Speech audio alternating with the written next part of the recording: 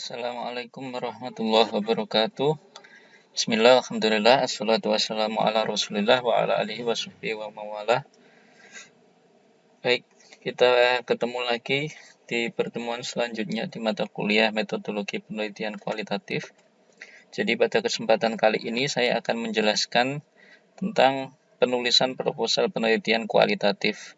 Jadi berhubung ini sudah masuk minggu ke-8, jadi kita sudah mulai menyicil untuk merancang proposal penelitian kualitatif. Sebenarnya dari proses yang kemarin, misalnya pengumpulan literatur dan juga tentang data-data tentang fakta atau fenomena serta research question, itu sebenarnya sudah merupakan tahap pencicilan dalam menulis proposal kualitatif ini. Jadi kita sudah punya beberapa bahan yang nanti bisa kita tuliskan dalam proposal penelitian kita. Jadi lalu apa yang akan kita bahas dalam video ini? Jadi yang pertama yaitu tentang komponen proposal penelitian. Jadi komponen proposal penelitian apa saja yang harus ada dalam sebuah proposal penelitian. Kemudian juga membahas tentang trustworthiness atau validitas ya. Kalau dalam penelitian itu selalu ada namanya validitas dan reliabilitas. Tetapi kalau dalam penelitian kualitatif itu istilahnya berbeda meskipun rujukannya sama, yaitu tujuannya adalah menjaga agar penelitian itu terstandar ya, standarnya terpenuhi. Nah, kalau dalam penelitian kuantitatif ada namanya reliabilitas dan validitas. Kalau dalam penelitian kualitatif itu namanya trustworthiness. Jadi istilah yang dipakai adalah trustworthiness. Yang pertama kita bahas komponen dalam proposal penelitian. Jadi nanti ya template-nya akan saya sediakan. Nah, kalau narasi ya proposal itu bentuknya jelas narasi ya, bukan list-list itu bukan, tapi berbentuk narasi. Jadi ada 4 komponen yang harus ada. Yang pertama yaitu pendahuluan, yang kedua adalah metode penelitian, yang ketiga tentu referensi ya, ditulis dalam APA, dan juga timetable atau rancangan penelitian. Jadi ingat ya kemungkinan besar kita hanya akan sampai kepada rancangan saja, tidak akan terjun langsung ke lapangan. Tetapi kalau mau diseriusi terjun langsung ke lapangan juga tidak masalah saya kira untuk menjadi sebuah artikel penelitian yang berkualitas dan baik. Nah, dalam komponen yang pertama yaitu pendahuluan, apa yang harus ada di pendahuluan? Yang pertama adalah pendahuluan itu sifatnya mengenalkan topik kepada audiens. Jadi topiknya apa? Topik yang kita angkat itu apa? Kemudian istilah-istilah kunci yang berkaitan dengan topik ya. Misalnya bullying, istilah kunci itu apa misalnya? Apa yang disebut dengan bullying atau cyberbully? Apa yang disebut dengan cyberbully? Juga termasuk pentingnya penelitian. Mengapa penelitian kita itu perlu untuk dilakukan? Tentu ini berkaitan dengan mengapa topik penelitian itu kita anggap penting untuk diangkat, seperti itu. Kemudian dalam pendahuluan nanti juga ada background teori, ada penelitian-penelitian terdahulu. Jadi seperti apa ya literatur-literatur yang sudah ada itu, hasil penelitiannya, temuannya seperti apa. Kemudian tentu biasanya ada background teori ya, teori apa yang paling relevan dengan fenomena yang kita angkat atau dengan topik yang kita angkat. Nah, ini kalau di skripsi biasanya terpisah di chapter 2. Tapi untuk mata kuliah ini langsung saja ikut sertakan di pendahuluan. Jadi agak berbeda dengan format di proposal skripsi. Jadi ini langsung disertakan di pendahuluan. Nah, ini karena memang di kebanyakan artikel penelitian di jurnal itu memang literatur review itu masuk dalam pendahuluan sebenarnya ya. Kemudian bagian yang harus ada selain background teori dan penelitian terdahulu yaitu statement tujuan penelitian. Jadi tujuan penelitian itu harus diungkapkan dengan jelas. Penelitian ini bertujuan apa? Juga research question atau rumusan masalahnya juga harus dideskripsikan atau dinarasikan secara jelas ya. Jadi pertanyaan dalam penelitian ini, pertanyaan yang ingin dijawab dalam penelitian ini adalah titik-titik misalnya. Adalah bagaimana atau mengapa atau apa. Nah, kemarin kan sudah disusun ya. Tuh. Nah, ini formatnya bebas ya. Misalnya kita mau bikin pertanyaan yang dalam bentuk list juga tidak masalah ya, karena ini masih proposal penelitian, atau dalam bentuk narasi juga tidak masalah. Kemudian yang kedua adalah komponen metode. Metode itu isinya tentang desain atau pendekatan serta alasan memilih pendekatan tersebut. Jadi desain penelitian yang kita pilih apa, ya, atau kita kenal dengan orientasi metodologi apa. Kemudian juga pengambilan sampel, ya, bagaimana kita mengambil sampel. Juga metode pengumpulan data, apakah melalui interview, observasi. Kemudian protokol interviewnya seperti apa. Protokol itu pedoman ya, pedoman wawancaranya harus ada. Jadi misalnya kalau wawancara semi terstruktur ya, nah pertanyaan-pertanyaannya itu juga harus disiapkan. Atau misalnya FGD ya, pertanyaan-pertanyaannya harus disiapkan. Nah ini tentu kita tidak mungkin membahas ini secara detail di kelas MedPen, karena sampean kan sudah dapat di mata kuliah wawancara. Kemudian yang selanjutnya adalah analisis. Metode analisis apa yang kita pakai.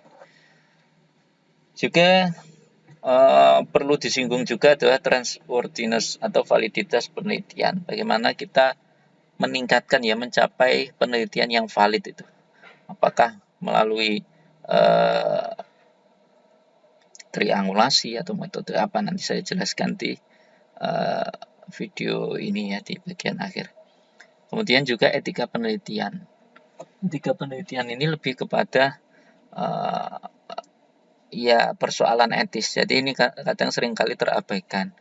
Misalnya penelitian itu memang yang dilakukan kepada makhluk hidup ya, terutama hewan coba ataupun manusia, itu sebenarnya harus ada izin dari komite etik. Jadi misalnya ya, katakanlah kayak ini yang sudah banyak dilakukan di Fakultas Kesehatan atau Fakultas MIPA ya. Jadi misalnya orang-orang biologi itu sebelum melakukan eksperimen ke hewan coba atau tikus atau macam-macam, itu mereka minta izin tertulis secara etik. Jadi proposalnya direview, ya, apakah ada tindakan-tindakan yang membahayakan atau tidak. Nah, untuk sebelum lanjut ke pengambilan data, ya, itu komite etik yang akan memutuskan apakah penelitian ini bisa dijalankan memenuhi standar etik atau tidak boleh dijalankan karena membahayakan ke partisipan. Misalnya kayak gitu. Nah, tapi sayangnya memang di Fakultas Psikologi di Indonesia ini belum terlalu banyak yang seperti itu ya. Nah, ini bisa ini dengan misalnya memberikan consent form ya. Jadi itu nanti saya jelaskan juga, atau inform consent ya. Sampai sudah tahu ya. Jadi pernyataan kesediaan untuk mengikuti penelitian. Juga reference ya. Jadi kutipan-kutipan itu harus tercantum ya, daftar isi itu harus daftar pustaka ya, harus ada, dan juga timetable atau rancangan penelitian dilakukan dalam bulan apa, tahun berapa ya, dalam jangka waktu berapa bulan atau berapa hari, itu harus ada. Jadi yang pertama kita bahas dulu mengenai pendahuluan, yaitu bagian awal yang bertujuan untuk menangkap pentingnya penelitian. Itu jelas ya, tujuannya penelitian itu mengapa menjadi ini yang penting gitu ya. Fokus pada pentingnya penelitian. Pendahuluan itu harus jelas dan ringkas. Jadi jelas dan ringkas itu maksudnya apa? Jadi harus straightforward kalimat-kalimatnya. Jangan bikin pendahuluan yang bertele-tele.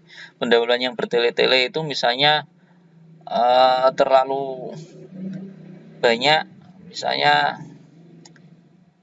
kalimat-kalimat yang tidak perlu lah ya, tidak langsung atau tidak straightforward, itu harus dipangkas.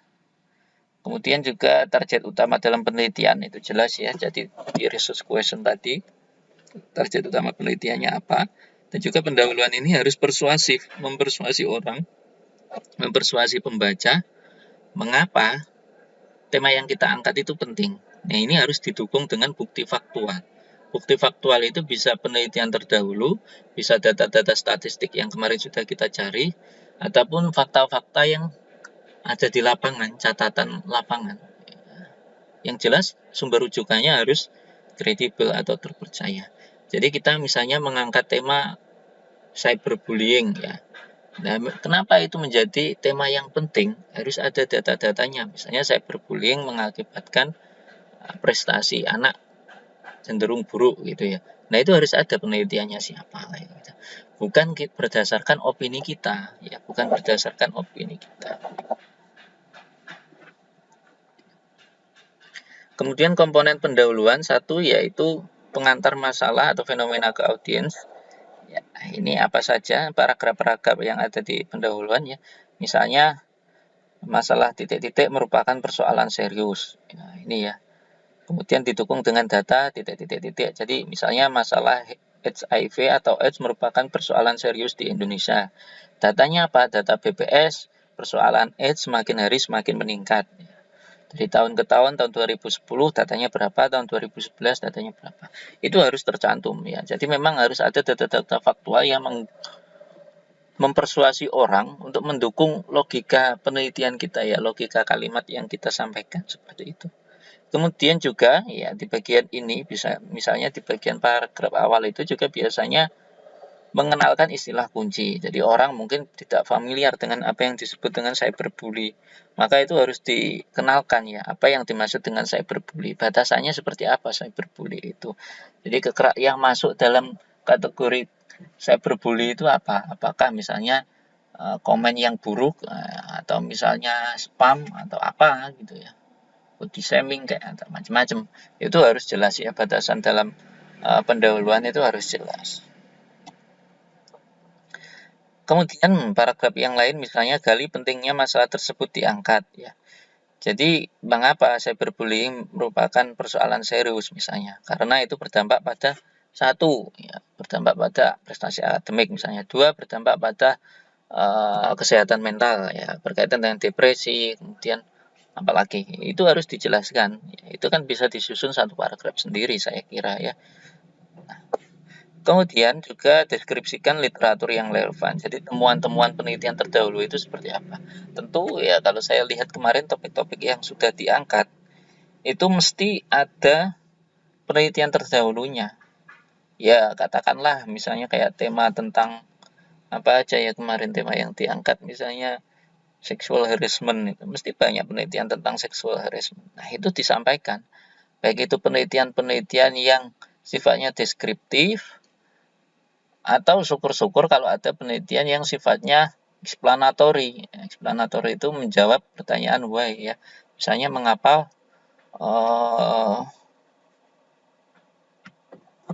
sexual harassment itu terjadi dari sisi pelaku atau dari sisi korban. Itu misalnya kayak gitu. Itu misalnya. Nah, literatur yang ada itu tidak harus penelitian kualitatif, tapi memang saya sarankan ambil kutip atau kutip penelitian-penelitian yang sifatnya kualitatif. Karena kita bisa mensintesakan dari temuan-temuan yang sudah ada, kira-kira yang belum dilakukan di penelitian itu apa. Nah, itu harus jelas ya. Harus jelas posisi kita dalam literatur terdahulu itu seperti apa. Jadi, kemarin kan sudah saya suruh bikin kotak itu ya. Nah, itu direview lagi, dibaca lagi. Dari situ kan jelas ada kira-kira celah yang bisa kita ambil, celah yang bisa kita isi dalam literatur itu seperti apa. Itu harus ini. Harus jelas ya. Jadi itu penelitian-penelitian terdahulu juga diulas. Atau misalnya kerangka teoritis yang banyak dipakai di penelitian terdahulu apa, kita ulas ya. Nah, yang selanjutnya adalah buat nice ya. Entah ini apa artinya, yang jelas nice itu menunjukkan ya state of the art atau apa yang belum dilakukan oleh penelitian terdahulu. Jadi misalnya kayak gini ya. Dulu itu sudah banyak penelitian sexual harassment berfokus pada korban. Kita ingin ya misalnya sexual harassment berfokus pada pelaku. Atau misalnya kita fokus ke konsep psikologisnya ya tentu. Jadi dulu konsep psikologis yang berkaitan dengan korban sexual harassment ya misalnya coping skill, kemudian resilient atau apa itu sudah ada penelitiannya. Nah, ini kita mencoba mengangkat ya konsep psikologis apa yang belum diangkat di penelitian tentang sexual harassment kayak gitu ya. Apa yang belum dilakukan? Nah, kita tahunya yang belum dilakukan orang itu apa? Ya dari kemarin literatur yang sudah kita review itu kita baca lagi apa yang kira-kira belum dilakukan oleh orang lain. Ya. Kemudian ya kita kasih pernyataan atau statement ya untuk mengisi nice tersebut atau istilahnya gap ya. Jadi penelitian itu kan sebenarnya dilakukan untuk mengisi gap yang belum ada di literatur. Jadi kita tidak perlu bikin penelitian yang sama dengan orang lain. Ya, kenapa kita harus melakukan penelitian yang kalau orang lain sudah ngisi gitu loh ya. Ya, jadi penelitian yang publishable itu harus sifatnya novel ya, ada novelty, kebaruan di situ. Jadi katakanlah sampai punya judul tentang sexual harassment, itu mesti temanya sudah banyak yang dibahas tentang sexual harassment. Lalu kita fokus ke konsep psikologi apa yang belum banyak diteliti gitu loh ya. Nah itu harus kita isi. Jadi mengisi nice itu seperti itu ya. Nah, misalnya pernyataan itu harus jelas. Studi saya ya, akan memperbaiki atau melengkapi penelitian terdahulu atau misalnya mengatasi kesenjangan yang ada di literatur dengan ya tujuan penelitiannya apa sebutkan dengan mengeksplorasi ya, bagaimana coping strategi pada korban seksual harassment misalnya kayak gitu. Itu saya kasih contoh.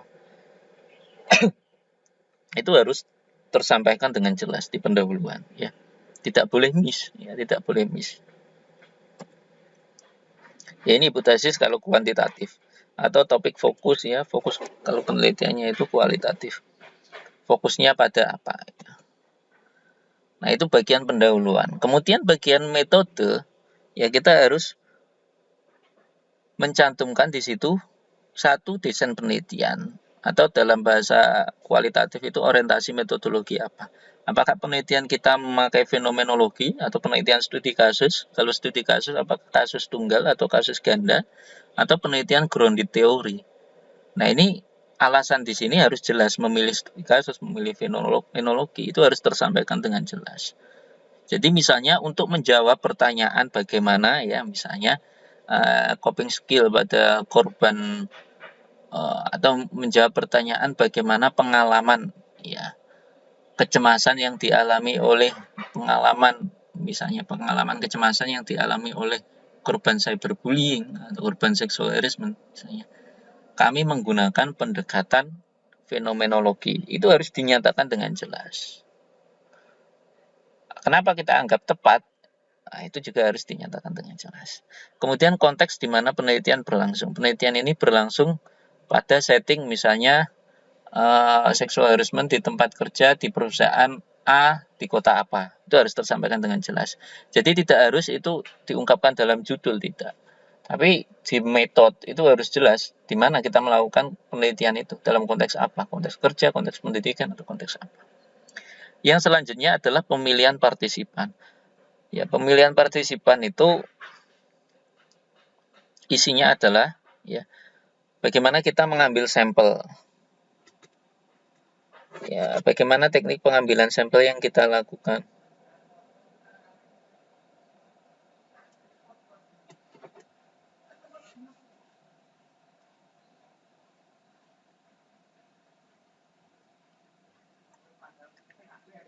Jadi pengambilan sampel itu kita pakai sampel purposif atau sampel teoritis ya. Sampel teoritis itu kan kalau yang grounded teori kemarin. Kalau sampel purposif ya fenomenologi bisa, studi kasus juga bisa. Ya. Berapa orang ya.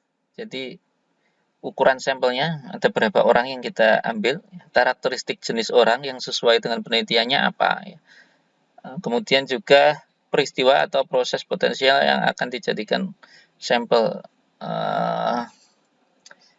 Ya, ini pada intinya adalah pengambilan sampel siapa yang akan kita wawancarai atau di mana kita melakukan pengambilan sampel ya dalam konteks apa itu harus jelas.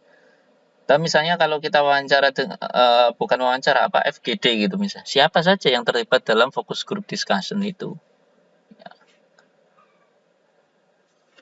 Kemudian ukuran sampel ya berapa orang, ya perkiraan yang diberikan berdasarkan pengalaman sebelumnya atau pekerjaan percontohan. Jadi maksudnya adalah kita melakukan justifikasi berapa orang itu bisa kita ambil dari penelitian sebelumnya. Jadi penelitian sebelumnya itu diambil sampel di mana, berapa orang, ya itu bisa kita lakukan justifikasi. Jadi kita narasikan dengan jelas di bagian metode ya, merujuk pada penelitian yang telah dilakukan oleh siapa, bla bla bla bla bla. Ya, penelitian ini mengambil sampel sejumlah berapa orang. Nah, selain itu di bagian metode itu juga harus ada pengumpulan data dan analisis data. Jadi harus dijelaskan, dicantumkan juga bagaimana pengumpulan datanya. Yaitu bisa melalui wawancara, atau misalnya pengamatan ya, observasi, atau kelompok fokus, maksudnya fokus group discussion, ya dokumentasi atau apapun, itu harus tercantum dengan jelas. Juga protokol-protokolnya, kalau wawancara itu pedoman wawancaranya harus dicantumkan di situ ya. Nah, pengambilan data ini tergantung pada tradisi atau desain yang berbeda. Jadi misalnya di studi kasus itu biasanya pengambilan datanya komplit sampai ke dokumentasinya.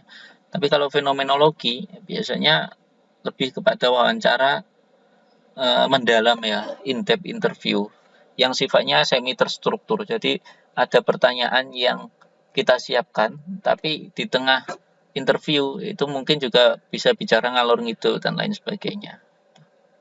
Atau juga menggunakan focus group discussion. Kemudian metode analisis, yaitu tergantung pada pendekatan ya. Tentu grounded teori berbeda metode analisisnya dengan fenomenologi. Kalau studi kasus atau yang paling banyak dipakai nanti yang akan kita pelajari itu thematic analysis. Jadi prinsipnya hampir sama ya sebenarnya. Cuma istilah-istilahnya saja kadang itu memang berbeda. Jadi kita punya data mentah, misalnya transkrip interview. Nah itu mau kita apakan? Ya, mau kita apakan? Itu ada di analisis, metode analisis. Kemudian yang perlu ditambahkan yaitu detail lebih lanjut tentang bagaimana data akan dikumpulkan dan diproses. Ini harus tercantum dengan jelas, tidak abrakadabra. Ya tiba-tiba kita dapat data, enggak, harus tercantum dengan jelas. Pengambilan sampelnya di mana, dilakukan di bulan apa, ya siapa aja yang terlibat di dalamnya, itu harus kita deskripsikan dengan jelas. Itu. Kemudian untuk pengolahan data dan analisis juga harus dicantumkan ya. Bagaimana ya kita akan menyimpan data itu. Nah ini saya kira kita skip saja ya. Oke itu dulu. Nanti ada video di bagian kedua.